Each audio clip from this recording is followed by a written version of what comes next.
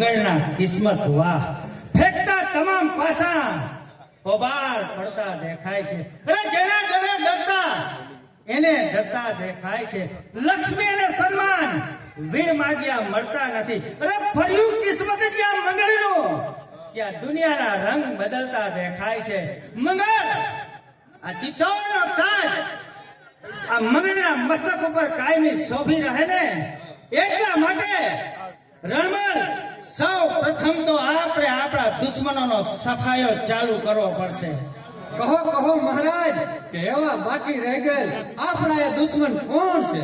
તો પહેલો દુશ્મન મારો ભટ્ટુ ભાટ છે અને બીજો દુશ્મન વિકાજી રાઠોડ છે.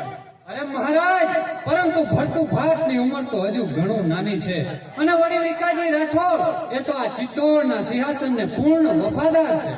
હું જાણું છું તો ભટ્ટુ ભાટ આજ નહીં તો કાલે જરૂર મોટો થશે અને જરૂર આ ચિત્તોડની ગાદીની માંગ કરશે અને ભટ્ટુ ભાટનો મામો વિકાજી રાઠોડ છે એટલે તે પણ આપની સામે વિદ્રોહ કરી શકે છે. તો આદેશ કરો મહારાજ કે આ રણવણ માટે શું આદેશ છે? તો પહેલો આદેશ એ કે મારા પિતાજીએ આપેલા વિકાજી રાઠોડના 12 ગામ ખાલસા કરાવો. અરે મહારાજ વિકાજી રાઠોડના 12 ગામ ખાલસા કરાવવાથી નેક અને ન્યાયપ્રિય રાણા ખુમાણને ખીચ ચડશે અને વળી વિકાજી રાઠોડ ના ગામ ખાલસા કરાવવાથી આ ચિત્તોડનું આખું સૈન્ય આપણી ઉપર આક્રમણ કરશે.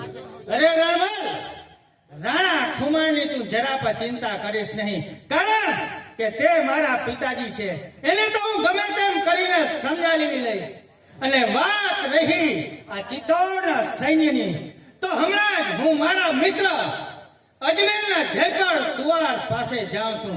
જો અજમેરપતિ જયપાળ તુવાર જ્યાં મંગળને મદદ આપી દે ને તો પછી આ દુનિયાની અંદર કોઈની તાકાત નથી કે મંગળના મસ્તકેથી તાજને ઉતારી શકે.